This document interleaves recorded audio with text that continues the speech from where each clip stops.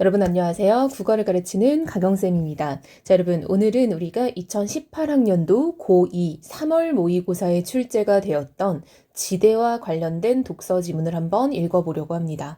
여러분 이 지문은요. 사실상 뭐 엄청 어렵게 풀어져 있는 건 아니지만 우리 친구들 입장에서 경제 지문은 늘 어렵고 용어들이 조금씩 까다로운 부분이 있다 보니까 어렵다라고 생각을 하는 지문 중에 하나입니다. 쌤아 오늘 같이 한번 정리해 볼게요. 자, 지대는 토지를 빌려주고 얻는 대가를 말한다. 자, 여러분, 우리 이거는 지대의 정의인 거죠. 자, 여러분, 사회지문, 특히 이런 경제지문은 노빠꾸입니다. 첫 문단 첫 줄에서부터 중요한 소재를 다 던지고 갈 때가 많기 때문에 바로 눈을 크게 뜨고 찾아봐야 돼요. 지대의 개념과 성격에 관한 논의는 고전 경제학파의 리카도부터 이론적으로 정교화되기 시작했다. 자, 여러분 보니까 리카도라는 학자가 나왔는데요. 이 사람은 고전 경제학파래요. 근데 여러분 여기서 약간 살짝 싸한 게 있어요. 뭘까요?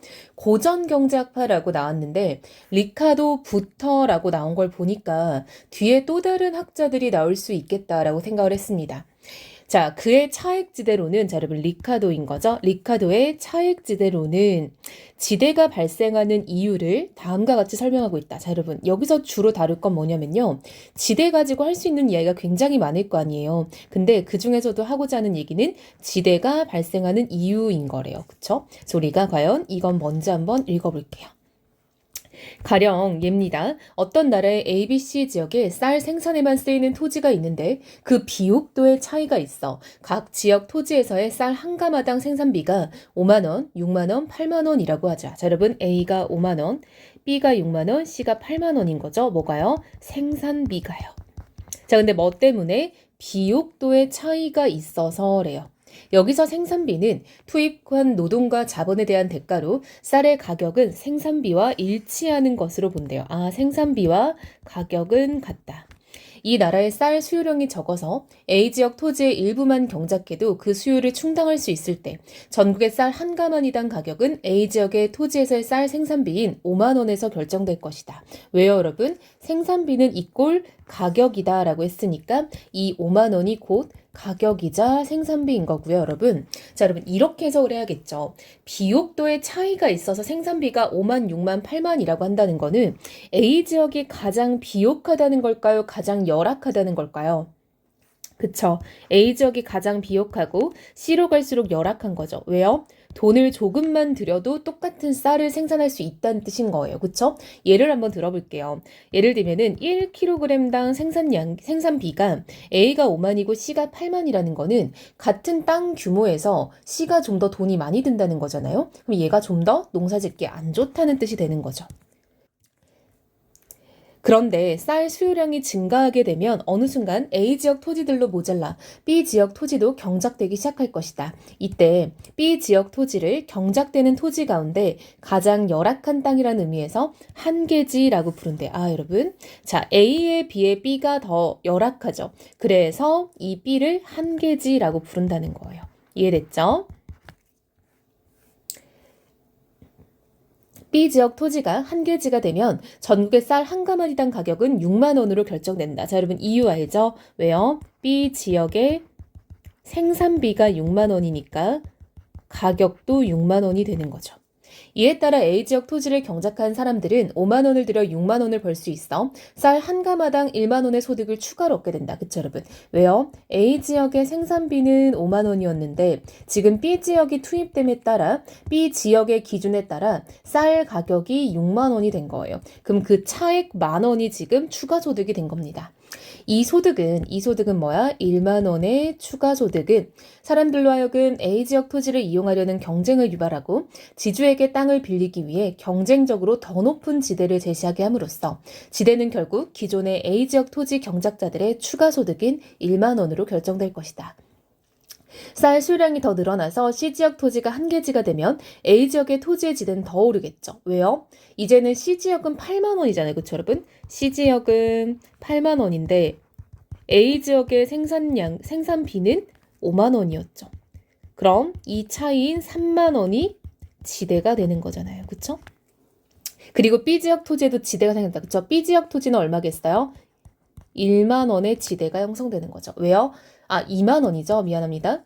8만 원에서 6만 원을 빼야 되니까 2만 원의 지대인 거죠. 결국 쌀의 가격은 한 계지에서의 쌀 생산비가 되고 한 계지보다 비옥도가 높은 토지들의 지대는 그 토지에서의 쌀 생산비와 한 계지에서의 쌀 생산비의 차익이 되는 것이므로 더 열악한 땅이 한 계지가 될수록 쌀 가격은 오르고 그에 따라 지대도 오르게 된다. 자, 여러분 우리가 조금만 해석을 해보면요. 한 계지에서의 쌀 생산비라는 거는 우리가 이제 마지막으로는 C지역이었죠. C지역에서의 생산비는 8만 원이었어요. 그쵸? 더 열악한 땅이 한 계지가 될수록 가격은 올라갈 수밖에 없다라고 돼 있죠. 왜요? 그 마지막 한 계지를 기준으로 가격을 정하니까요. 자, 그랬을 때 여러분 최종적으로는요. 토지에서의 쌀 생산비와 한 계지에서의 쌀 생산비의 차액이 지대가 되는 건데 그랬을 때 우리가 A지역은 5만 원의 생산비, C지역은 8만 원의 생산비. 근데 쌤이 절대값을 띄웠어요. 그쵸? 절대값이니까 우리가 3만 원의 지대가 생긴다라고 볼 수 있겠죠. 이와 같이 리카도는 지대를 토지 생산물의 가격에서 생산비를 뺀 나머지 즉 잉여일 뿐이라고 생각했대요. 자, 여러분 리카도가 말하는 지대는요. 바로 이것입니다. 이는 지대를 토지 생산물의 가격에 영향을 미치는 비용이 아니라 토지 생산물의 가격이 오름으로써 얻게 되는 불로소득에 불과하다고 본 것이다. 이런 고전 경제학파의 지대론에 입각해 헨리 조지는 지대 전액을 조세로 거둬야 한다는 지대 조세론을 주장하기도 했대요. 자, 이어서 고전 경제학파에 이어 등장한 초기 신고전 경제학파. 여러분 나왔죠. 아까 아니나 다를까 리카도부터라고 하더니 이어서 새로운 학파가 나왔어요. 지대를 잉여나 불로소득으로 간주하는 고전 경제학파의 관점, 그쵸? 이게 고전 경제학파의 관점이죠. 이것을 비판적으로 보았대요. 그래서 초기 신고전 경제학파의 클라크라는 사람은요. 토지를 노동이나 자본과 같은 생산 요소의 하나로 보았다라는 거예요. 지대를 한계 생산 이론에 입각해서 새롭게 정의했다.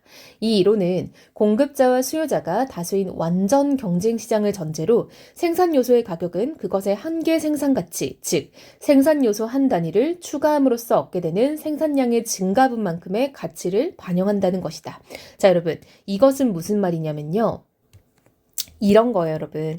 자, 한계 생산 가치라는 거는 단위당을 계산을 해봐야 돼요. 무슨 말이냐면 1단위를 생산할 때, 한 개를 말하는 거예요. 한 개를 생산할 때 가치가 3이었다 쳐요. 근데 2단위를 생산할 때 가치는 8인 거예요. 그럼 이 둘의 차는 5이죠. 이게 한계 생산 가치를 말하는 거예요. 즉, 다음 단위로 넘어갈 때 차액이라고 생각을 하면 되는 거죠. 자, 그랬을 때 생산 요소의 가격은 이것을 반영한다라는 거죠. 이에 따르면 토지의 임대 가격인 지대도 토지로부터 얻게 되는 생산물의 생산량 증가분만큼의 가치를 반영한 것이라는 결론을 이끌어낼 수 있다. 이로써 지대를 토지가 생산에 기여한 정도를 반영한 정당한 대가로 보고 토지를 노동이나 자본과 별개로 취급하는 고전 경제학파의 관점을 비판했다. 한마디로 토지도 노동이나 자본과 같은 생산 요소와 다를 게 없다라고 봤다는 거죠. 리카도와 클라크의 논의는 신고전학파의 마셜의 이론으로 이어진다. 여러분 역시 신고전 경제학파고요. 이제 마셜이라는 새로운 사람이 나왔어요. 자, 리카도는 고전 경제였고 클라크는 초기 신고전 경제학파였죠. 마셜은 초기 신고전 경제학파의 한계 생산 이론을 발전시키고 이를 바탕으로 고전 경제학파의 지대론을 재해석함으로써 여러분 마셜이 한 일은 뭐냐면요. 클라크의 이론과 리카도의 이론을 합쳐서 재해석을 했대요. 우선 마셜은 생산 요소를 생산량이 변함에 따라 투입량을 변화시킬 수 있는 가변 생산 요소와 그렇지 않은 고정 생산 요소로 나누고 그에 대한 비용을 각각 가변 비용, 고정 비용이라 정의했다. 이 정의에 따르면 생산량을 늘리거나 줄이기 위해 즉각적으로 투입량을 조절할 수 있는 노동이나 자본은 가변 생산 요소이다. 그러나 토지의 경우에는 일반적으로 큰 규모의 필지를 특정 시기에 목돈을 지불하여 빌리기 때문에 단기적으로는 투입량을 즉각적으로 조절하기 어렵지만 장기적으로는 토지를 빌려 생산량을 늘리는 것이 가능하다. 따라서 토지는 단기적으로는 고정 생산 요소이지만 장기적으로는 가변 생산 요소라고 볼 수 있다. 한마디로 이런 거죠. 우리가 올해 시작할 때 토지를 10,000평 빌려서 시작을 했다면 그건 쉽게 바꿀 수 없지만 내년에는 좀 더 필요한데 15,000평 이럴 수 있죠. 따라서 단기적으로는 고정되어 있지만 장기적으로는 변할 수 있다라는 거예요. 한편 마셜은 생산자의 행위는 이윤을 극대화하기 위한 것이라고 전제하고 이를 위해서는 생산물 한 단위를 더 늘리는 데 필요한 비용의 추가분, 즉 한 개 비용이 생산물 한 단위의 가격과 같아지도록 생산량을 결정해야 한다고 보았다. 자, 여러분 여기도 지금 또 나왔죠. 뭐가 나왔냐면요. 자, 생산물이 한 단위 더 늘릴 때 필요한 비용, 이게 한 개 비용인 거예요. 그럼 반대로 여러분, 생산물이 한 단위 더 늘 때 더 얻게 되는 수입을 한 개 수입이라고 해요. 아까도 그랬죠. 생산물을 한 단위 올릴 때 더 높아지는 생산 가치의 그 증가분, 그쵸? 그 차를 우리가 한 개 생산 가치라고 했죠. 이런 개념은 경제에서 늘 많이 나옵니다. 그렇다면 한 개 비용은 생산량을 결정하는 데 관여하는 비용이므로 생산량을 늘리거나 줄임에 따라 즉각적으로 변할 수 있는 가변 비용에 한해서만 논의될 수 있다. 이렇게 본다면 지대는 단기적으로는 생산량에 관여하는 한 개 비용으로 볼 수 없지만 장기적으로는 그렇게 볼 수도 있다는 결론을 이끌어낼 수 있다. 이와 같은 방법으로 마셜은 지대를 생산에 기여하는 비용으로 보는 초기 신고전 경제학의 관점과 임금이나 이자는 다른 성격을 가진 것으로 보는 고전 경제학파의 관점을 자신의 이론 안으로 수용할 수 있었다. 자, 여러분, 이것 때문에 그러는 거죠. 왜? 단기적으로는 안 돼 라고 보는 거죠. 그쵸? 그러니까 고전 경제학파 입장하고 같고 장기적으로는 이게 생산 비용이야 라는 점에서는 신교전 경제학과 같은 거죠. 또한 마셜은 지대를 순전히 자연의 혜택으로 인한 것으로 한정하면서 리카도의 차액지대론이 인위적 요소가 개입될 수 있는 토지의 비옥도를 지대 발생의 원인으로 보았다고 비판하였다. 한마디로 요게 리카도의 생각인 거예요. 그러는 한편 그는 마셜이죠. 토지 이해의 요소에도 지대 개념을 확장하여 적용할 수 있는 가능성을 열었다.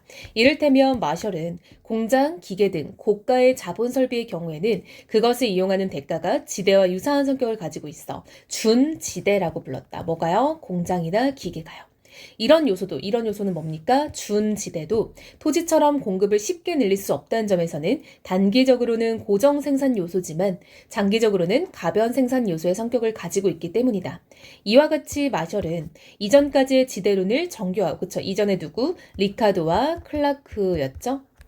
현대 지대론으로 이어주는 가교 역할, 여러분 가교는 이제 다리를 말하는 거죠. 다리 역할을 했다는 점에서 의의를 찾을 수 있다. 그래서 우리가 지금 마셜의 지대론의 의의까지 읽고 글이 마무리가 됐네요. 자, 여러분 새 학자가 나왔기 때문에 새 학자의 어떤 공통점과 차이점에 대해서 우리가 꼭 정리를 해봐야 되고요. 이 글은 지대에 관한 글인데 각각 지대를 정의하는 게 조금씩 다르죠. 그런 부분을 좀 눈여겨보면 좋을 것 같습니다.